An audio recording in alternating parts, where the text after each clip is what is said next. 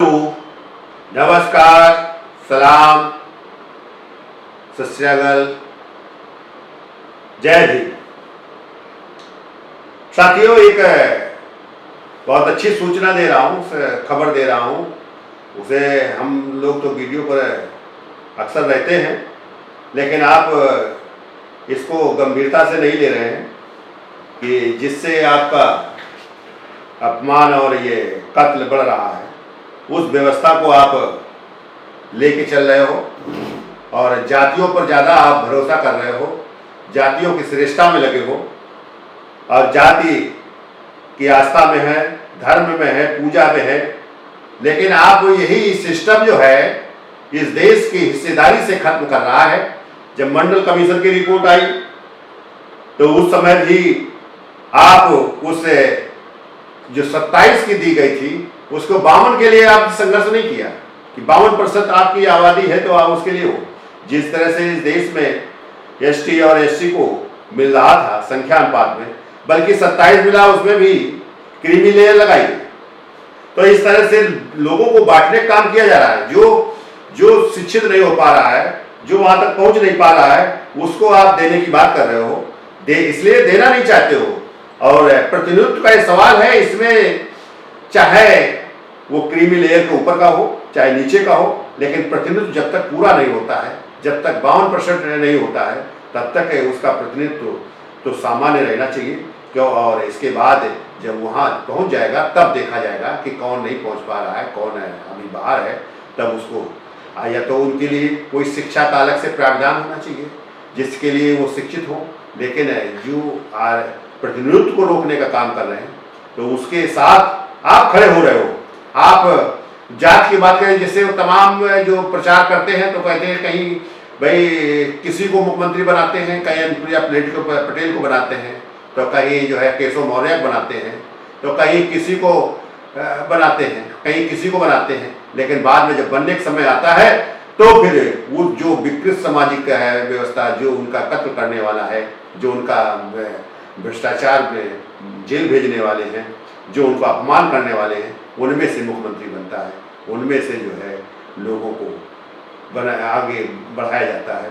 तो ये साथियों, जो फिर वो कहते हैं कि नहीं ये अब आरक्षण नहीं रहेगा, ये अब ये है इसमें प्रतिनिधित्व नहीं रहेगा, इस तरह की बात करते हैं। लेकिन आपकी समझ कमी है।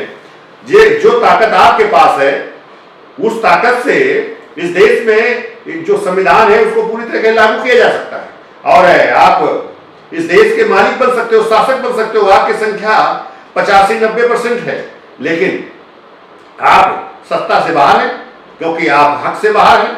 आप अपने हकों की लड़ाई नहीं लड़ पा रहे हो और जो लड़ता है उसके साथ नहीं खड़े होते हो और बाद में रोते हो। बाद में जो है आप सुरक्षा के लिए उनके पास जाते हो कि वो बात करें, वो लड़ाई लड़ें, तो वो कैसे लड़ें? आज विकास पटेल इतनी बड़ी बात करते हैं और उनकी बात को आप सुनते नहीं, आप संज्ञान में नहीं लेते। आज इस तरह से तमाम देश के तब संघर्ष हैं, लेकिन आप हिस्सेदारी के लिए नहीं खड़े हो, आप उससे बाहर हो। तो अब हम लोग केवल इस देश में अगर हिस्सेदारी कायम हो जाए तो फिर इस देश में अपमान भी खत्म हो जाएगा। जो हिंसा हो रही है जाति और धर्म के आधार पर, ये खत्म हो जाएगी। जो इस देश में बलात्कार हो रहे हैं और बलात्कार के बाद उन आरोपियों को बचाने का काम जो कर रहे हैं, तो ये सब खत्म होगा। आरोपी जेल के अंदर जाएंगे और इस देश में जो आज शासन सत्ता में है, जो इस देश को अपमान को बढ़ावा दे रहे हैं, जो इस देश में अपराधियों को बढ़ावा दे रहे हैं, वो इस देश जेल में होंगे। क्योंकि जब इन लोगों की सरकार रहती है, अदल बदल के बनती है, जब कांग्रेस की सरकार थी, जिन्हें वो अपराधी कहते हैं, वो आज सत्ता में है। लेकिन ये अगर जेल में होते, अगर वो गुजरात वाले कांड जो मुस्लिम का जो सीधे जलाया गया था, तो अगर वो उससे के जांच होती, अगर वो जेल के होते, लेकिन चूंकि ये तो एक ही समाज के हैं, उसे हिंदुत्व को बढ़ावा दे रहे हैं, तो आज केवल वोट लेने के लिए वो किसी न किसी के हमदर्दी ऐसी हो जाते हैं।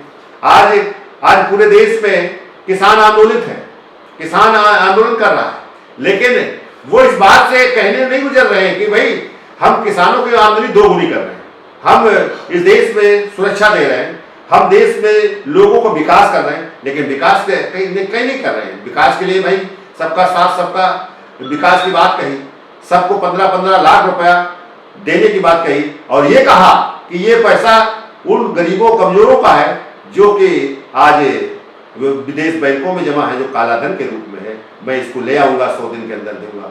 इसके बाद कहा कि हम भाई आपको रोजगार 2 करोड़ हर वर्ष रोजगार देंगे, लेकिन वो नहीं दिया।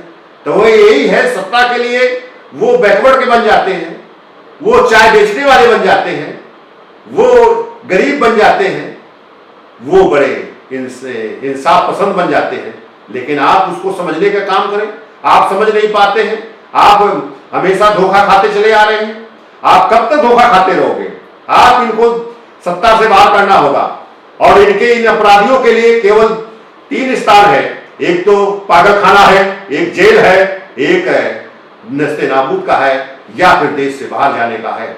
इसके अलावा इनके पास कोई नहीं। आज वो नागरिकता की बात, नागरिकता को खत्म करना चाहते हैं, नागरिकता के आधार पर आपको बाहर करना चाहते हैं, आपको किसान आंदोलन के रूप में आपको फिर से जमीन लेना चाहते हैं, आपको गुलाम बनाना चाहते हैं। तो इसको समझना होगा और इस देश के लोग उस कड़ी से जुड़ो कि जहां अपने अधिकार हो, जहां हमारी एक ताकत की पहचान हो। अगर कड़ी से कड़ी जुड़ जाए, चेन बन जाए, अगर प्रतिनिधित्व का सवाल है तो फिर इस देश में भागीदारी, नेटवर्किंग के सिस्टम होना चाहिए, क्योंकि हर जगह नहीं पहुंच सकते हैं, लेकिन नेटवर्किंग सिस्टम से हम हर जगह पहुंच सकते हैं।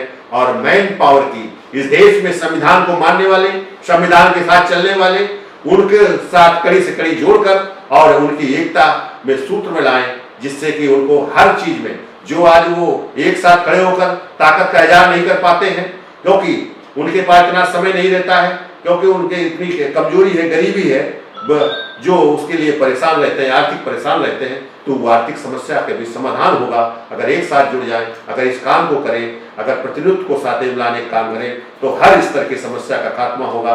और आप जब शासन सत्ता में होंगे तो किसी प्रकार की भी समस्या होगी उसका समापन होगा, क्योंकि ये आप ही कर सकते हो। चूंकि आपके ऊपर समस्या लाई गई है तो इससे खात्मा आप ही कर सकते हो। इसके लिए साथियों, मैं बार बार इस बात को कह रहा हूं और मैं एक जारी कर रहा हूं और पर्चा, इस पर्चे को आप पढ़ो और अपने अधिकार को लेने के लिए खुद जुड़िए। अब हम सब जगह इतना हमारे पास समय नहीं है, इतना हमें गति नहीं है, इतना हमारे पास आर्थिक नई स्थिति ठीक है कि इतना हम जो है आपके पास हर जगह जाएं, बड़ी मीटिंग करें, आपको सुनावें। लेकिन हम पर्चे के माध्यम से आपके पास वो बात पहुंचाना चाहते हैं कि आप इसमें जुड़े और आप मजबूत हो, आप ही इस देश के मालिक बनोगे, आप आर्थिक स्थिति भी ठीक होगी, आप जो है सबको रोटी कपड़ा मकान शिक्षा स्वास्थ्य सम्मान का